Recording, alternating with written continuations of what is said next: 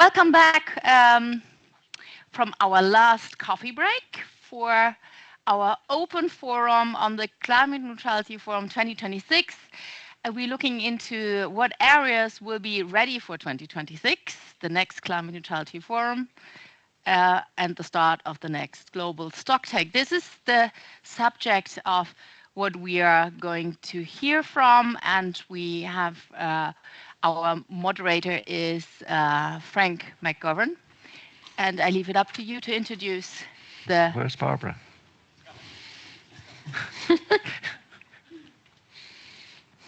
We have already a number of speakers. Okay, well, thanks, Petra. And what we want to do here is to, I suppose, take stock of what we've done over the last 2.5 days, I suppose, at this point. Something like that, at least. It's been very interesting. We've heard a lot of information. We're working on a report. Tash is busily recording everything of merit. And we're updating the report. You did get a copy of the report, as I said at the start. It was emailed to you. That's still open for comment. And what we want to do is to get the key messages. And again, it's useful if you give us your thoughts on some of the key messages. And I've got some of your thoughts already, but it'll be good to get them in writing, because, as you know, my memory is very selective. And I wouldn't like to be accused of bias and leaving out things that are important. But again, what we want to do is to have those key messages as sort of an executive summary of what we considered here during this event. And we want to get that done fairly quickly, because we know your memory fades, and this has been a really excellent forum for discussion. But you'll forget how excellent it was as soon as you get back to your office and find your emails and everything else waiting for you, and start thinking of places like Baku and even Brazil. Barbara, are you ready? Yeah, please join us. Yeah, go up there, Barbara. Barbara is climate ambassador for Hungary, and a very influential person in this process over quite a period of time since I discovered just chatting there yesterday. So, Barbara, I'll let you introduce yourself. You can do it better than I can. I know you want to make a sort of a short intervention, and please go ahead. First of all, thank you so much for the invitation. The last 3 days were really amazing. But there is one thing that came to my mind listening to all the modelings and all the presentations, that it was Aldous Huxley who said that facts do not cease to exist because they are ignored. And I think this is a very strong message to all the scientists sitting here. But I have another cap. I teach at the university, earth science, meteorology, and climatology. But at the same time, I work for the Ministry of Energy in Hungary, and right now we are fulfilling the role of the Hungarian presidency of the European Council.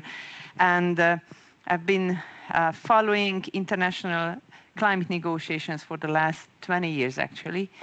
So the reason I'm talking to you right now is because I want to translate what has been said for the last 3 days to the language of international climate policy, because we definitely need your help. But the question is if science and policy meet or not. And what we are going to do after Baku, after Berlin, in 2026, when the next technical phase of the GST is going to start, and then it turns into the political phase. And as much as you know, the next assessment report will not be ready for the next GST, which is a huge problem. And we know which countries are blocking the process within the IPCC. But before I get into that, because I would really like to invite you to talk a little bit about what's going to happen in Baku and what's going to happen in Berlin, or rather what's not going to happen in Baku and what's not going to happen in Berlin. You have read this emission gap report. Basically, this is an NDC synthesis report, and it says it basically says that the NDCs, the current NDCs, if implemented, they will basically lead us in 2030 to 515 gigatons of CO2 emissions, which is basically only a 2.6% decrease compared to 2019. And let's compare it with what the IPCC says, because IPCC says that we would need 43% by 2030 and 60% of reduction by 2035. So that's where we are now, current NDCs. And of course, the deadline is the 10th of February. So we are looking forward to the next NDC round. Why? Because, you know, the INDC, the first NDC, was basically setting the stage. But this NDC 3 that we are expecting from countries are setting a clear roadmap to scale up investments in energy transition. But at the same time, let's have a look at 2023. Fossil CO2 emissions have increased by 2.1%. Fossil share in global energy is still 82%. And not a single zero carbon alternative exists at a large scale. And in which sectors? Heavy industry, shipping, aviation, and military.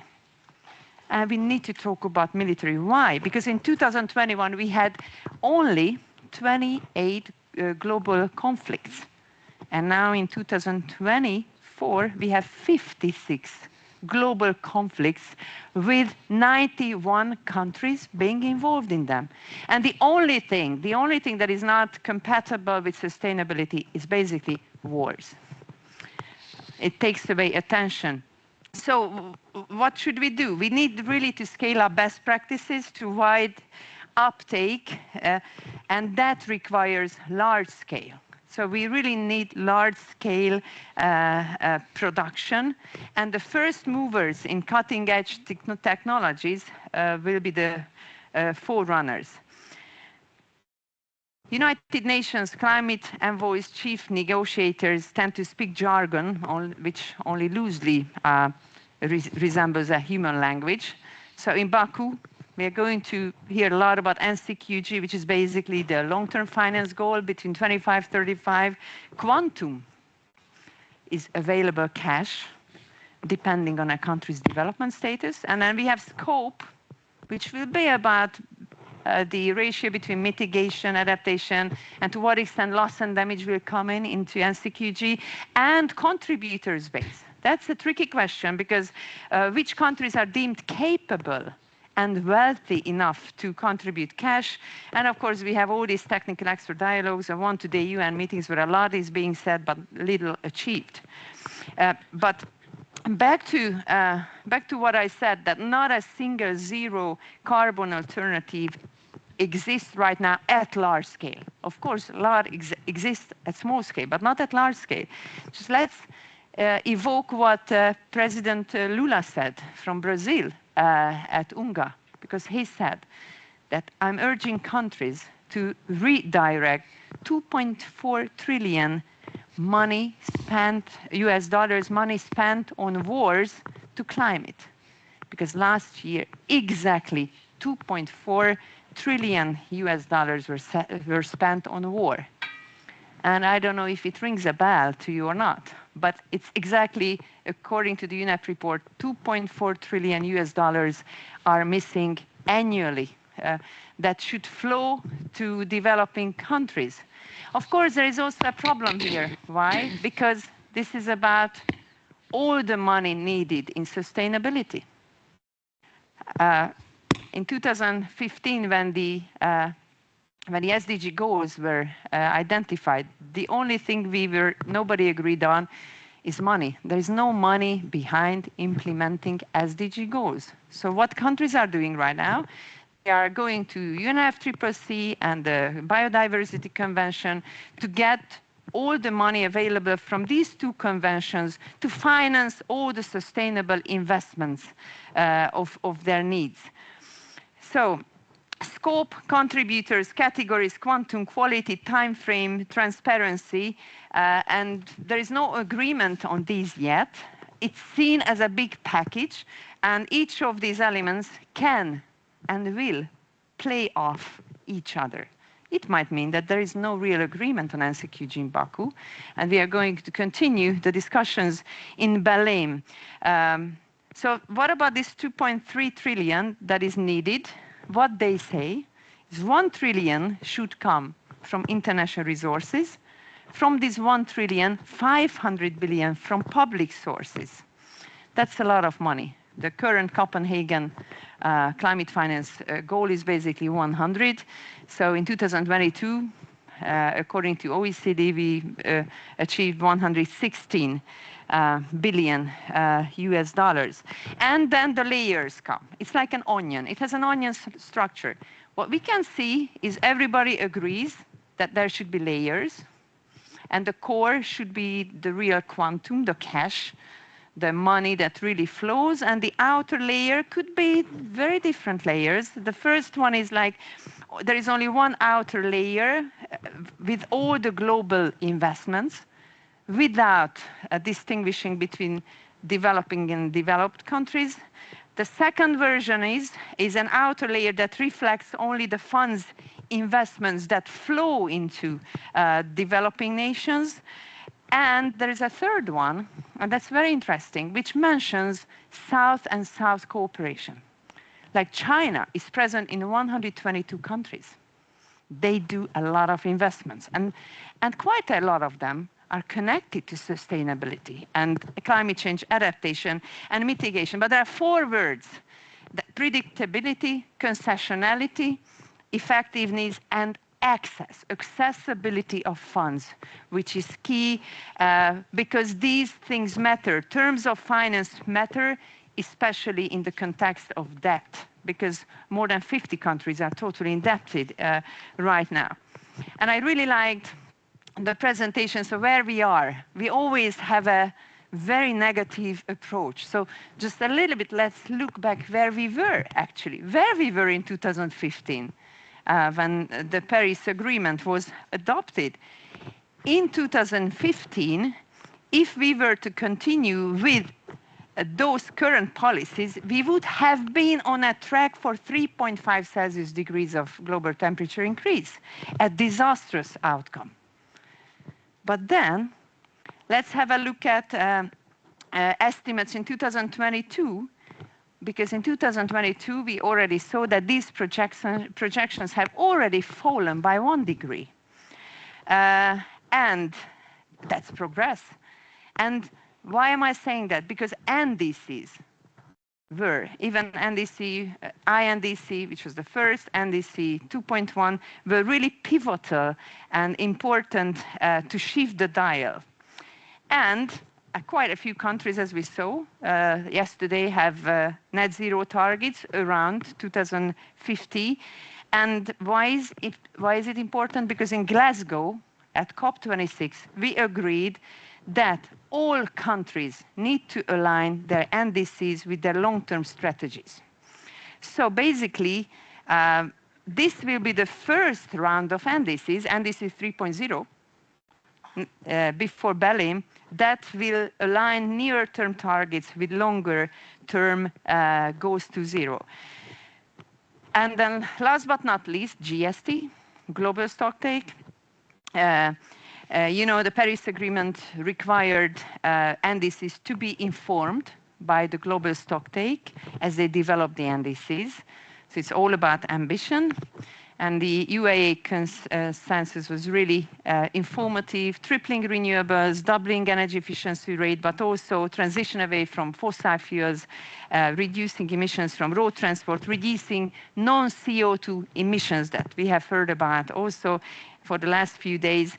And in the GST, these are characterized as global efforts to which each country should contribute in a nationally determined manner, like in the indices. So probably we are going to see a much different pool of indices by next year than what we saw in the last round. And to finish, why these indices need to be sectoral? Because they should be sectoral. Also in terms of implementation and ambition, because that's what the multilateral banks are talking about, that indices are only good if they are investment plans, if they are bankable, if they are going to start a flow of investments in the given country. And first of all, and there are three very important points, indices can help to set the political agenda domestically, because there is stakeholder involvement when a country is preparing an NDC. The second one, NDCs can send a really strong signals to investors and the private sector, and not only domestically, but also abroad. And the third one is NDCs also sort of de-risking investments, because they promote accountability for implementation. So there is a global momentum right now for transformation, but can it be sectoral? When Germany was taking out, for example, the sectoral targets, or let's have a look at the 2040 EU target. Suddenly the agricultural target disappeared from it. But if we have a look at any of the member state climate plans, national energy and climate plans, then we see that there are no real sectoral targets. There are targets for renewable energy efficiency, and that's it. But we don't have separate targets for transport and so on. But they matter. I just made a very simple calculation. To what extent NDCs contain any targets or measure anything connected to any single sector. Of course, I was not taking into account the strength of these targets or measures, or if they were actually targeting critical sectors or not. But basically, what I saw, that renewable energy targets are extremely popular in NDCs. Targets to phase out or phase down fossil fuel are much less relevant and prevalent. And as I had a look at the existing NDCs, 100 of them have renewable energy targets, but only 11 of them have fossil fuel targets. And what could be the benchmark for 1.5, which is gone? We heard it the day before yesterday, so okay, it's gone. But if it was not gone, so what would be a benchmark for any of these sectors? Just let's have a look at one sector, the power sector. The power sector has to be 96% zero carbon by 2035, with a share of coal and unabated gas of not increasing 1 or 2%. So, NCQG, hopefully discussed. Article 6, hopefully finished, that we give a boost to global carbon markets. But let's see who is going to hand in an NDC before the 10th of February. Hopefully UK, during COP29, which is very good news, because this is the only ambitious NDC that we can expect from all the countries. They will be 80% below 1990 levels. My question is, will it include or not new licensing, if there will be zero carbon power by 2030 or not, no ICE, for example, by 2030, but these are my small questions. The US might come up at G20 with an NDC, 65% of reduction compared to a 2005 baseline, which is basically a linear trajectory to net zero. Brazil, as part of Troika, all the other two Troika countries will also submit, but Brazil is expected to have a 60% reduction compared to 2005. And then Indonesia, they said that before the setup of the new government, they would prepare something. Nothing has been prepared yet. And then India, we have, with the climate envoys, some outreaches towards them. And what we heard last week, basically, a peak in 2038 or 2040 no emission reduction planned before. That's quite far ahead. And China, I was in China a month ago talking to Zhang, the deputy minister, and Liu Jiamin, the climate envoy. And although according to our models, China should be able to peak by 25, they will not announce it. They will not peak by 25. They will probably keep at the 30-60 scenario that they peak at 30, and at 60 they will be climate neutral. And although emission trading scheme will be up and running by the end of this year, they expect a plateau. Even if there is a peak of Chinese emission, there will be a long plateau. This is not something we expect from the emission trading scheme, do we? A long plateau after it's introduced. But this is what they are saying. And although the US and all those guys doing the modeling for China say that if you have a peak in 25 and you have a net zero target by 2060, then basically, if we just there are 5 years, and if we just divide every 5 years, you should have, if you have a linear trajectory, a 15% of emission reduction compared to the peak year. That means that China should have at least 30% of emission reduction in its NDC by 2035. And a few weeks ago, I heard only a one-digit number. A one-digit number that might be included in the Chinese NDCs. So, and my last CBAM, I love CBAM. It's like a, I don't know, sea animal, I don't know if I talk about it, but is it arrogant? Is it really unsuccessful?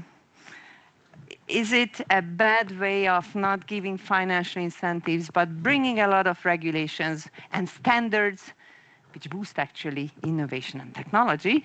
But is it a good way or not? Well, what I meet during my negotiations, that the CBAM, the deforestation regulation, eco-label, and the waste shipment regulation, these 4 regulations of the EU keep following me everywhere. They keep accusing the EU for protectionism, for green colonialism. I get the words, please, Barbara, stop this colonialist agenda. And I keep saying, is it protectionist to have CBAM and deforestation regulation? I think protectionism should not be a swear word, but unfortunately it is. But it should not be a swear word when it allows us to protect ourselves from carbon emissions, from dirty products, from pollution, from biodiversity loss, and human rights abuses. We should stand up for CBAM. Why? Because when I was in China, they were asking our help in the ETS, in the ETS system they are setting up to have an equivalent against CBAM. But Brazil and India is working on an emission trading scheme. So it works.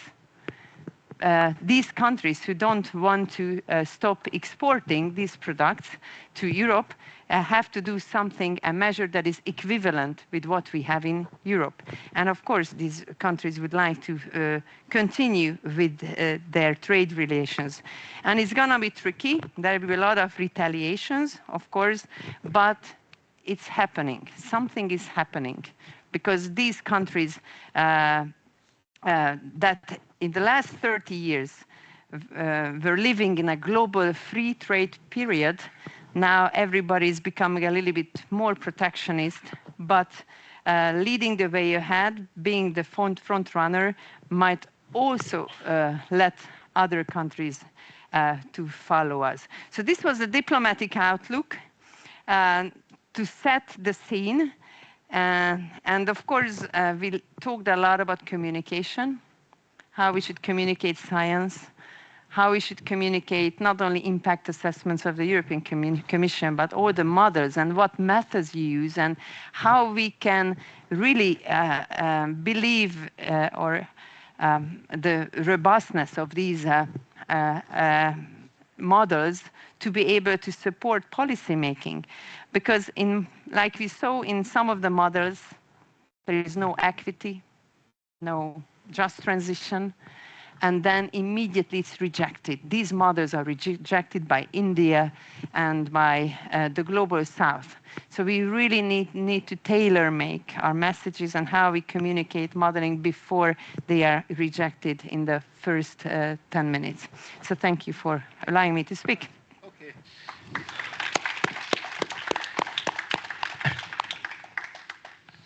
Thanks, Barbara, and a very thought-provoking and stimulating intervention, certainly. And I suppose it does sort of bring us full circle from where we started looking at the reality of climate change in terms of our fundamental understanding, and then moving into where we are in terms of understanding the transitions. You talked about the energy transition, and then the delivery of the negative emissions, and the discussions we had there this morning about the finance issues and whatever. So it's I suppose, yeah, it's a valuable insights in terms of your engagement with the Green Diplomacy Network, and I'm sure we'll come back to that.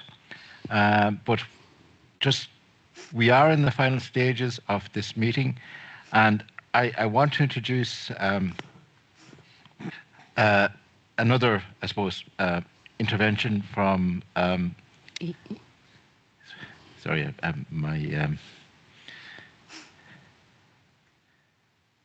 from Inge Jonckheere. I hope that's how you pronounce your name, Inge.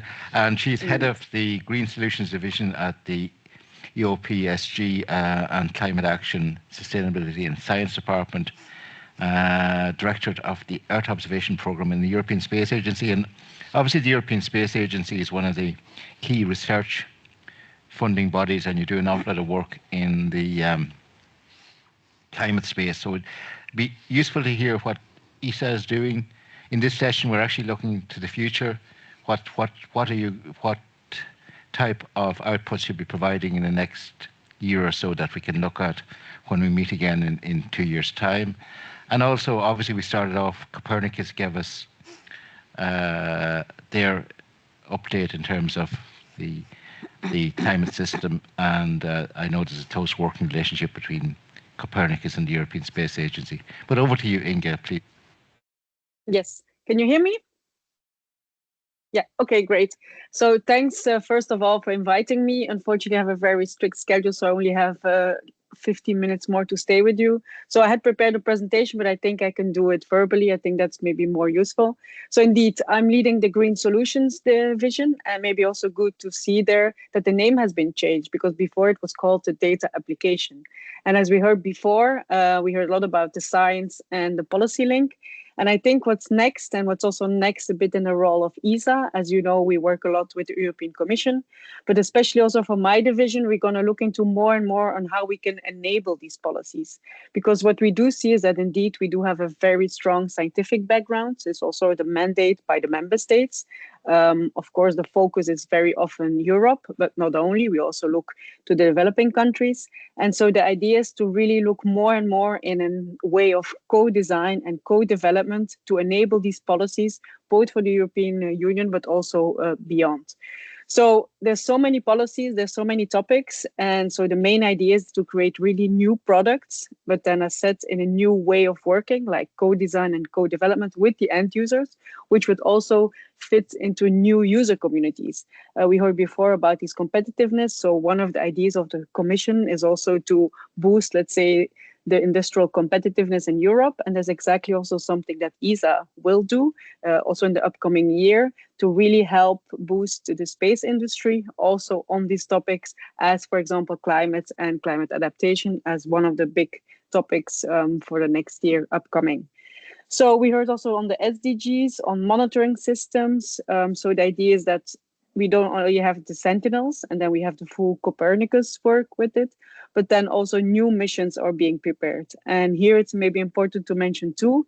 Unfortunately, they won't be ready next year, but they will be launched in 2026.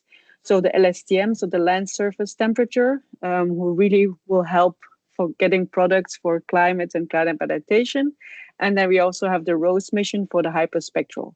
So we really foresee that these two will also help to get new products and also tailor them better to really what the end user needs. So I heard before also by Barbara all these reports. So one of the ideas I think ESA will really look into now is making useful products which immediately can be also being uptaken by end users who might not be experts in remote sensing. And I think in this part, we really should expand of the users. So there's a lot of programs ongoing on stakeholder inclusion, also about expansion of the people working with the Earth observation data, because as we know, there's so much data that it's sometimes very hard to understand what's really useful, especially in this whole climate and climate negotiation part.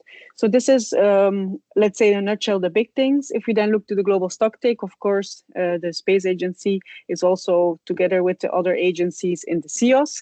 And so one of the ideas is really to join forces and to make sure that we really can have a scientific and technical added value to all these stocktake. So I think this is in a nutshell a bit what we are planning. And I think the main takeaway for me, at least, also based on what Barbara was saying, is that we really have to bridge the gap between the science and the policy. The ESA has developed a new science strategy. For people who haven't seen it, I'm happy to share the link. I think it's very interesting to see what until 2030 we will be mainly doing. So science, yes, but also science-based and for society. So not, of course, that's a part on the fundamental science, but more and more ESA is also moving into EO for society. So really what can be useful in this big climate context. So I think also the South-South you were hearing. So of course, there's collaborations with China, collaboration with India, and to really join forces, because I think that's the main message. We heard about all the trillions spent on wars. We can also say there's a lot of money spent on space. So to really join the forces and also have a better output based on all this input of all these satellites. So I think I can stop here and maybe start a bit of conversation. Thanks so much for having me. Yeah, and I just want to note as well that European Space Agency is one of the observers of JPI Climate, and we want to develop our relationship more closely with you in the future. There's a lot of initiatives I think we can take together in terms of addressing some of the fundamental issues in terms of even the radiative forcing issue, the role of aerosols in radiative forcing, as well as understanding, as you say, the what's happening in terms of the information that's used under the UNFCCC, the Global Climate Observation System, GCOS, and certainly we have as well here ICOS, who are doing great work in terms of in situ observations of greenhouse gases, and seeing how we can bring that knowledge globally, I think would be very useful. So with that, is there any questions for Inge? I know you said you have to go quickly, Inge, and yeah, thank you for joining us. But if there's any questions on what Inge has just said, Miles, you have something? Yes, please.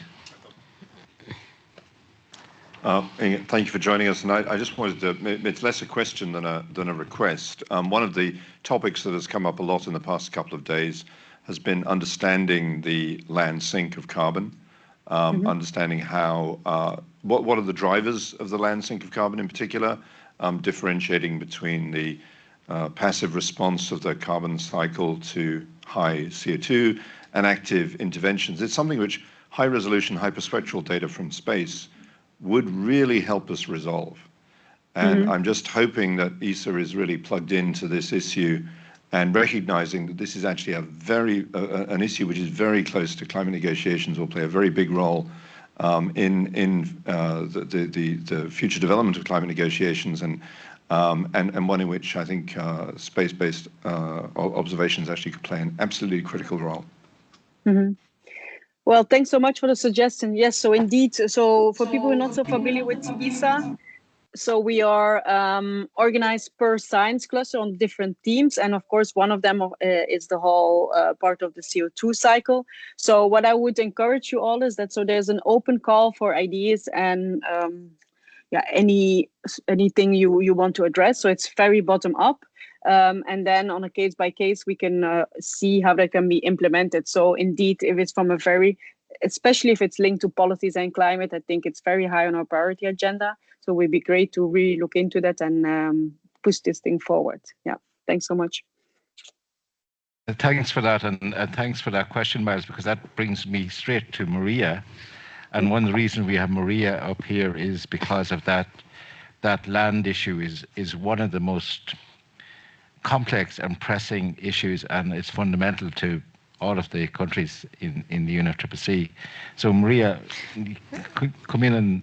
Well, it's nice to see Inge here, because we've been working for 5 years together on how to best make use of remote sensing on the forest sector.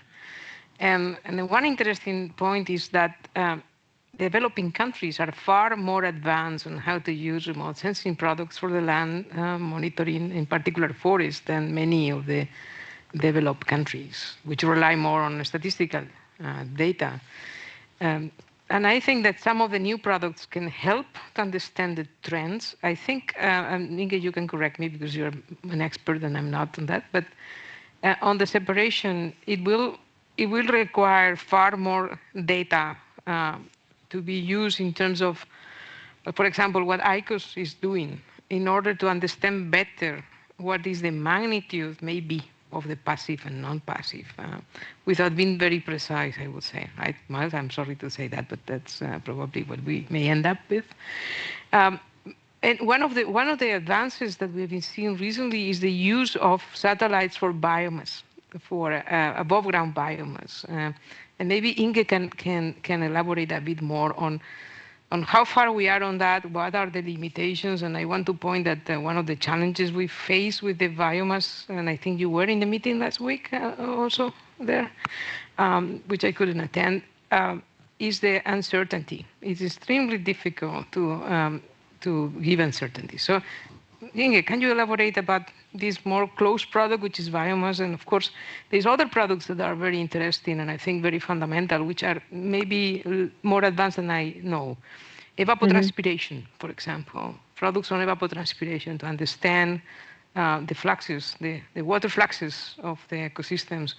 So I know we may need to meet together and discuss more closely, but yeah, if you can clarify a bit of those things. Yeah.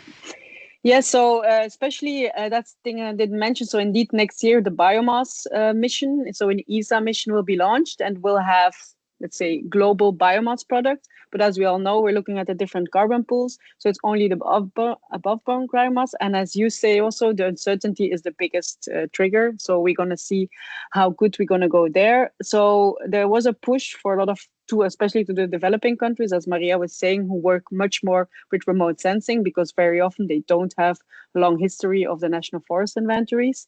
And so then it's easier to go back in time because we do have satellite data going back to the 70s based on the Landsats. So because you need a time series, because you need the historical baseline, that's why remote sensing, let's say, was implemented from the start because of lack of that historical data.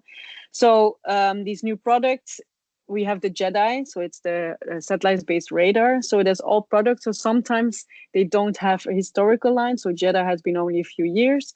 Biomass will be launched only next year. So also there, it's going to be hard to go back in time. And as said, without the uncertainties, it's very hard for these reporting for these countries to get results and also to get payments for this. So in that sense, we really have to work closely with the community of the National Forest Inventory and the satellites for the calibration, for the validation, and yeah, to make better use of all of that data for the uncertainty. Yeah. Indeed. Thanks. Yeah, I think that's a very interesting point because that keeps us back to the need to combine different sources of data. None of the data alone could be a useful tool to really improve the way we manage the ecosystems, let's say. Is ESA working more closely now also with the adaptation community, I understand?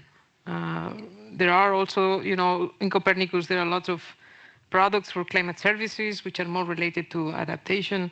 So how do you see the combination of what we have been talking about land and about adaptation coming forward? Yeah, so ESA indeed is in the GCODES group on the adaptation, but as you know, also for remote sensing, it's really in the early phases because we're facing, we have global data mostly, while the adaptation is really a lot on the local scale. So after the ECVs, so the environmental climate variables, the ACVs of the agriculture, so the idea is also to go into that for the adaptation and to really come up with useful indicators based on Earth observation and remote sensing, which can be used then in the adaptation context. But so far for the whole monitoring of that adaptation, it's really in the beginning phase. But there's a very strong link now with GCOS, and hopefully something will come out soon in the next year on that collaboration. Okay. Thank you very much, and I think it's really great to know that ESA is dealing with that, and I think what Barbara's saying about how the NDCs can provide us with, I suppose, pointers where countries are thinking. We've heard earlier that those pointers are often hard to interpret. There's a lack of detail, and especially in the long-term strategies and that sort of area. So the land areas, I suppose, unifying for many issues, mitigation, adaptation, go hand in hand in terms of protecting the terrestrial ecosystems and protecting the agriculture, the food production, which is at the heart of the convention, as we know. So really good in that. But what I'd like to do is to open up the discussion to, I suppose, from the floor. Is there, if we go back to the fundamental, the framing, we have the Global Carbon Project. Obviously, they need to update their information as frequently as possible. The CO2 information is updated annually, methane less frequently, N2O less frequently. Is there anything that strikes you about their work that can be enhanced between now and including the indicators work? And I'm looking at Miles, I suppose, because you're part of that paper there, in terms of moving that forward and perhaps also bringing in the satellite information into that, because obviously we need to combine. This all has to be integrated. And if we can have that integrated system, it'll be really good. So I'll provoke you, Miles, rather than waiting for you to... I was being polite, Frank, but okay. I think the big challenge we face is disaggregation. I mean, we need to disaggregate. We've been treating all carbon as interchangeable for too long, and we now need information about carbon flows within the carbon cycle, as well as just anthropogenic flows into the atmosphere. And so I think where we can get great, I mean, the Global Carbon Project is doing this at a global level, but to produce that information at a sub-global level, at a national level, I think it's something where remote sensing data, I think, will be needed, because it's such a challenge to work out what's happening, in particularly countries without the forest baseline. So that's where I think the big challenge will come, and I think the experts are there in the Global Carbon Project, and I should stress I'm not one of them. I mean, Maria is one of them, but I think that's sitting outside that community. That's what I would see as the big challenge we face at the moment. And in terms of just... May I point something out? I mean, for discounting, let's say, that's what the baselines are for. They don't discount completely the passive, what you consider the passive thing, but if a good baseline is constructed, there is a major discount of the passive. That's the point. And this was the biggest discussion we had on the land sector for developing countries under the red, whatever you want to call it. So some of the baselines were adjusted in order to fulfill other goals. But in essence, if you have a good historical trend, then you can discount part of this passive, and then you don't account for that. Still, there will be a fraction there because, it's embedded into the fact that your baseline is changing. No? But that's all. We need to say that, because sometimes it looks like everyone is accounting for the whole passive. No, the baseline is meant actually for capturing the actual anthropogenic better. And that's part of the accounting. So that's why you go do, it's not the same if you do net or gross net or all these tricky accounting things, right? Net, gross net, etc., etc. All of that, I suppose, that is ongoing, and I suppose just going to you, Barbara, again. How much profile does the work of, say, the Global Carbon Project people, or even the indicators people, get outside of the academic community? I suppose you're more in touch with the policy community and the global policy community. Do these create ripples when they produce updates, or is there awareness of them at all? There is awareness, of course, and these gap reports and all the reports and modelings that come just right before COPs, they're ready. Let it be about mitigation of flow of finance, like the OECD reports are basic negotiating baselines, actually, like science baselines to start off discussions. But basically, policymakers don't necessarily come from this scientific background, and it's extremely difficult for negotiating groups to make each other understand what the different policies aim at, and what is behind that, and this. Basically, this top-down approach that we have compared to the bottom-up approach, so that's again a very tricky area between the negotiating groups. For example, developed countries don't like when we talk about the remaining carbon budget, of course, because that leaves them less. But developing countries are fighting for the remaining carbon budget to be able to use it for their right of development. And then again, 2.1c is coming in, as in the previous discussion, like how we can make all financial flows compatible with zero carbon future and a resilient future. It's basically the trickiest thing, because what developing countries think that this Article 2.1c, which is so important for the developed countries, is basically means de-investment from the global south, and it does not. It means investment which goes from brown to green. So we basically want to invest in green, but it's not de-investment. So the concepts are very easily misunderstood because of the lack of understanding of the same terms, both scientifically or in terms of negotiations. So it's a communication issue. It's how we package the. I have a question for Barbara, Sorry, because you mentioned two things that I think is fundamental. NDCs should be sectorial, and domestic political agendas have to be backing them. In these conversations we had here, it was obvious that sectors are globalized. Key sectors are globalized, so trade, it matters. And second, when you try to implement at the national level, you should also not think only on sectors, but go beyond the sectors and the systems where the sectors are plugging.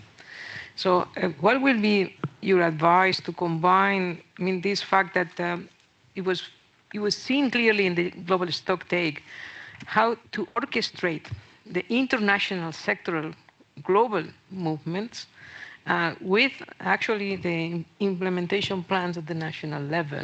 We lack, governments are saying we are going to do that and that. We see movements on the sectors at the global level in a globalized manner, but frankly speaking, I don't see coherence in between these two. So, is something that you perceive and something that you think can be solved in the Global Stocktake next discussions, or at least addressed? So sectoral levels do matter because they direct investments. If we have clear sectoral targets, then money starts to flow. If you just have a look at 2023, $1.8 billion were invested in renewable energy projects worldwide, most of them in China and Europe and in North America, of course, but still 1.8 billion. And then we are talking about an annual need of, not 1.8 billion, 1.8 trillion. And we are talking about an annual need of 2.4 trillion for all sustainability goals. So if there is a clearly set target, policy target, and there is a business case, then money can start flowing. But if we are mishmashing targets, and that's what we are basically doing, if you have a look at the first NDCs, some of the NDCs don't even have mitigation targets, like they are more about adaptation policies and so on, which is also important, but we need to have a standard to which we bring up all NDCs. And that's why this GST was important, because the first time ever an initiative, a presidency initiative, ended in the cover decision. The first time ever, really. So when we talk about tripling renewable, doubling energy efficiency, and all these other aspects that I've listed, then there is a big chance that all these elements will guide the NDC preparation process. And why I said they domestically set the stage, because any NDC that is written is basically based on a huge stakeholder discussion before it. So not only the government people, but private investors in the given country gather together to set the stage for the investments to come, not only from public finance, but also from private finance and local and international finance. But they set the stage domestically, but they can also provide an environment which is not risky too much for international investors to come in and to invest in those countries. But sectoral targets, I think, do matter. Barbara, in so many UNFCCC meetings, I've heard the mantra, no sectoral targets. And yes, and that's, I suppose, an indicator that they are important. So the fact that they're being so pushed back. But as you say, the Global Stocktake, I think, actually made a major breakthrough in the energy sector, at least. But you brought up the issue of economics there, and that's where we sort of came to today. And there's always this call for new economic thinking. And I'd like to, Anella's sitting there, who's at the forefront of new economic thinking at the moment. So, Anella, have you anything to add about what do you think might emerge in the economic arena that might be useful in the next year or so? Yeah, thank you. I think we we had a presentation about sort of emerging research in economics. I found it very useful by Moritz. So sort of there's a lot of alternative thinking going on. In terms of, it's a long story, but economists are in different schools. And there's one mainstream and a lot of alternative. And usually they don't talk to each other. So, and in alternative schools now, there's a lot of alternative thinking, alternative modeling, and this also applies to climate and climate action. So I think it would be really necessary at the next Climate Neutrality Forum to bring all these economies together.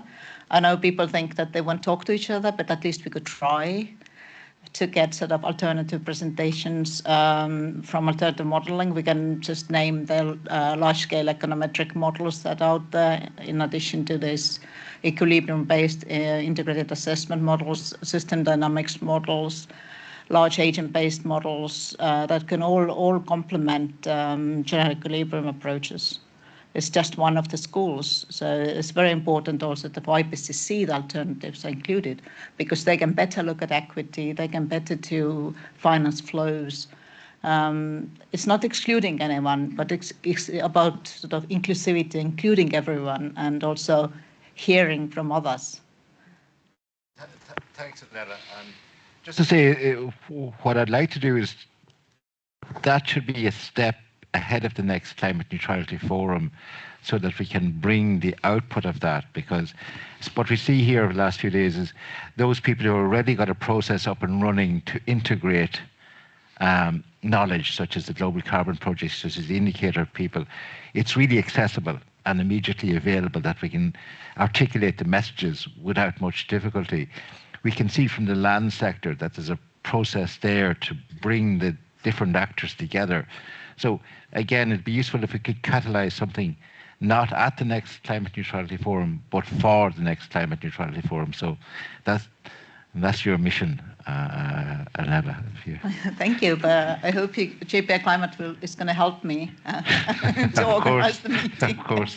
But yeah, I forgot land sector. Many those models don't represent land sector, or they have unlimited amount CCS in them available, and so on and so forth. So yeah, but it would be interesting to have a meeting ahead of the next Climate Neutrality Forum. So yeah. And Per, just coming from the practitioner side or the business side, you're sort of a lone voice here. Is there a way to, I suppose, get more traction with those actors across Europe? Have you suggestions how we might do that in the next year or so? Or are you sufficient? Are you the... Well, we haven't talked so much about value chains, of course, but you know, in order to get circular economy going, in order to get all the things we want to do going, we need to have we have to talk together. You know, the sectors as well, and everyone has to kind of join in. And I don't really know how to do that. I've just talked about CCS yesterday, and you know how to make that happen. And you know you have to. Some has to commit capturing their emissions, and others has to commit to take them aboard and store them. And you know there is some missing link here between the two, as long as there's no business profit to be seen, and there the public sector has to have some, you know, have to make some incentives to put these things together, so you actually have a functioning value chain. I can't give you a better answer, really. No, I'm not. I'm just thinking it's something that we'll have to discuss and how to better do this next time around in terms of having that engagement. You know, you do mention CCS, and obviously we had a major discussion on CDR. We you know, it's small, but it has to grow. Essentially, the business model for that, as we discussed, isn't there. Is it, and who pays at the end becomes the issue. And certainly we've heard some strong views about that. But we need to explore that further. But we have a process to explore it further with the various groups that are working in it. So hopefully that will evolve as well. But I do think this forum has to send a signal to those groups, all of those groups, about the value of the work that they're doing and how important it is for the future. I don't want to... I have a question for Per, because there has been this emerging sort of governance, global governance on the sectors, like the clubs, the sector clubs, for example, steel. So the sectors are having conversations across, so that how they can sort of help each other at the different locations where they are, the different countries. Do you think, which sector do you think can be productive on those conversations, and which sectors may not be able to do so? Examples that you may have in your mind. Well, it's also, you know, it's also a race to the top here, because it's competitions between them, you know. And as I mentioned earlier, there is just not enough resources around. And for instance, you know, the Swedes have this massive idea of producing green steel, and then have to, you know, make hydrogen from electricity. And we are talking about so much new electricity that is mind-blowing to make that fly. So with CBAM, of course, you already have pinpointed some sectors that are essential, because they are large emitters. You know, you have steel, you have cement, you have aluminium, all these major commodities that we build society on. And through CBAM, we probably have already some kind of an area of discussion or some, well, we talk together, I guess. And I don't know if that's a way to start forward with some of these few sectors that we're already targeting. But you know, it is a competition out there. And I also remember from my first COP in I think it was in Poznan in 20, when was that? 7. Yeah, okay. And I remember there was a lot of talk about sectors. And some of the sectors that are very well organized in the world, they actually do talk together. And because there's very few plans, there is limited competition. The competition is, you know, not in each country, but, you know, spread around the world. And everyone then in Poznan, everyone thinks it was a good idea to try and get these 5,000 sources of emission, who maybe stands for, like, I don't know, 70, 80% of the emissions. If you can, you know, manage that, then it's an easy way forward. But I don't know, Frank, where those why that stranded. No comment. No. Okay, we need to bring this conversation to a close. But I know, Christiana, you wanted to say something, or yeah, please. Thank you. Thank you also very much for the interesting insights during the 3 days. I just wanted to draw the attention to the IPCC as the maybe most important, most powerful tool at the science policy interface to make sure that the information from science is recognized by the policy community and politicians. So the next IPCC plenary meeting in February next year will decide on the timeline of the working group approvals and if it's available for the GST. And that seems key to me, at least, and for many in the room. So I just would like to encourage all here and reach out to your colleagues that we have really a joint push to achieve that the IPCC report would be available for the second Global Stocktake.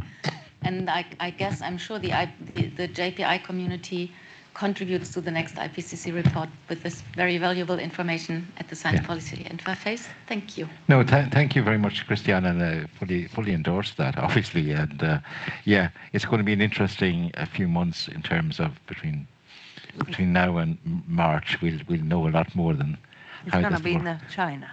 Yeah, it's not decided yet. And China is, together with Saudi Arabia, is blocking the two-cycle process to be two. Yeah, they are the main opponents of the idea of bringing the assessment report. Okay, let's not close on a finger-pointing exercise. What I'd like to do is, Barbara, have you any final comments to make about? I mean, just back to communication, just one sentence. The logic of UNFCCC and, in general, the logic of policy demand of the different countries is basically, if emissions of a country increase, does it bring more responsibility? And if the economic development of a country increases, does it bring more capability, more capacity to mitigate more, to contribute more? And if you follow this logic in science, like emissions bring us to responsibility and economic development bring us to capability, then if this logic of mitigating and contributing more is in the scientific researches, then we can match science with policymaking much easier. Okay, thank you. That's interesting. Maria. Well, I only can say that I hope land doesn't become the obstacle again for ambition and for more realistic acceleration of action on the ground. So I hope this time we do it better with land. And I still think that land is fundamental, and I still think that we have to protect the stocks we have on land, because this is an asset that sometimes is not appreciated enough. If we lose that, it will be extremely hard to recover those assets. And I think that's fundamental also for... Yeah, okay. And I will close with saying I hope the money goes to the right places rather than the wrong ones. And with that, we'll close this session and hand over back to Petra. Oh. Yes. Yeah, great. Thanks a lot. Thanks for a very interesting closing session. And we segue directly into our closing session. And for this, I have the pleasure to announce two speakers. And the first is Natasha Lutz. Natasha Lutz is the data co-lead of the Net Zero platform. She has a background in environmental economics and management from the University of Western Australia and also Oxford. So we are very happy to hear some of your closing remarks, in particular because Natasha has been working with us over the last month as part of the steering committee for the Climate Neutrality Forum, and she has been leading on drafting the report that everybody has been seeing. So, Natasha, very happy to hear from you. Thank you, Petra. Full disclosure, I have now stopped working for the Net Zero Tracker to work on other things, but I still very much support the work of the Tracker team and what they do. I will have the pleasure over the next couple of days and week to digest all of the conversations that we've had here over the last 3 days into the updated version of the report. So thank you for contributing such interesting interventions because it makes my job much more interesting. So before I pass on to Gregor to close this formally and properly, I wanted to highlight sort of 3 overarching threads of thinking that have happened through the last couple of days. The first of these is kind of the central theme of this conference, which was accelerating action through going from the science to the policy pathway. And we've heard a lot about the gaps in knowledge, ambition, and implementation that we need to bridge. And it's kind of clear as we get to COP29 that publishing excellent science in world-renowned journals is not enough. And we also need to translate this technical and detailed science information into a form that's more accessible to policymakers, to the public. But I would also add to that each other. There's a lot of people in this room who are specialists in a certain aspect of climate policy and climate science. And I think we also all benefit from having each other's fields made much more accessible. And so hopefully this conference and this report will help contribute to that. The concept of net zero, for me, is one of the most recent significant examples of this translation of physical science into policy. And it's also, to me, an example of how this science policy interface needs to be an ongoing interaction or a dialogue rather than a one-way process. In its success as an organising principle for climate ambition, it's been adopted by countries and companies all the way around the world. But in that, it's kind of become detached from the physical science that underpins it, of balancing anthropogenic emissions with anthropogenic removals, in the sense that many countries and companies have applied the language of net zero differently.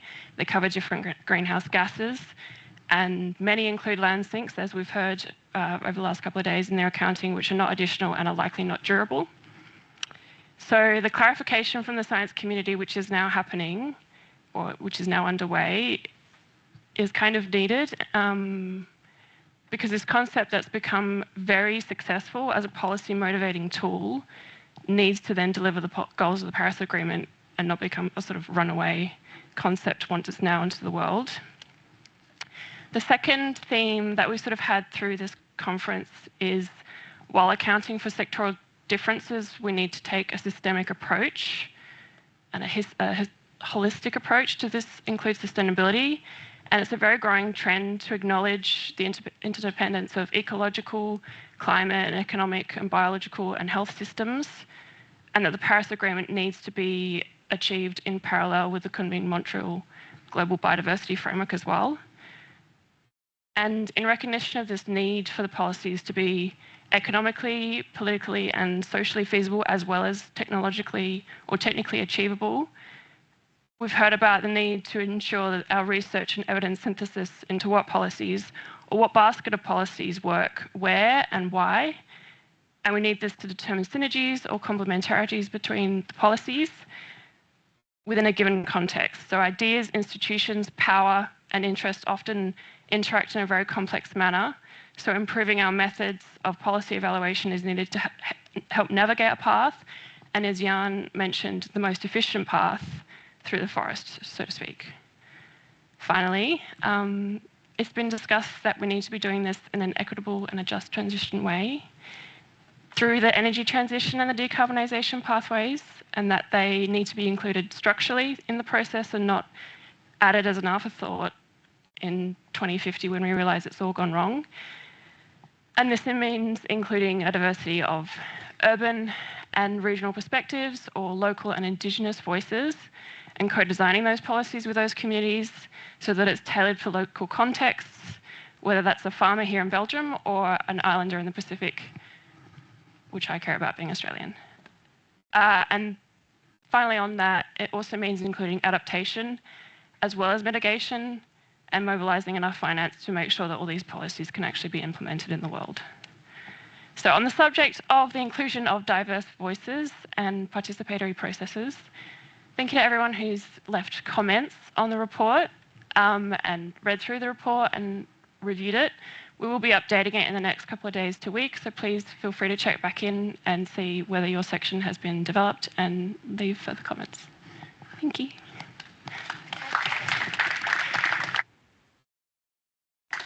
Oh, excellent. Thanks a lot, Natasha, for the work you do, for the excellent summary that they were doing in just a few minutes. Very great to have you on board. And now I hand over to Gregor Laumann, member of JPI Climate. Please, over to you for final remarks. Yes, thank you. Thank you, Tash, also for drawing the line of this conference full circle back into the report, which you so excellently provided. So the reason I'm standing is probably not that I had particularly much to add to what she already said. It's perhaps more of a marketing gag to remind us all again that this has been organized by JPI Climate in the context of the EU project Magica. And JPI Climate being an organization predominantly consisting of research funding agencies, this is perhaps just one or two remarks I might make from this angle again. So I guess we've talked about a lot of knowledge gaps today, pivotal fields to aiming at a better understanding in certain bleak spots or even blank spots on the knowledge gaps, and reduce uncertainties on the way on our way to climate neutrality.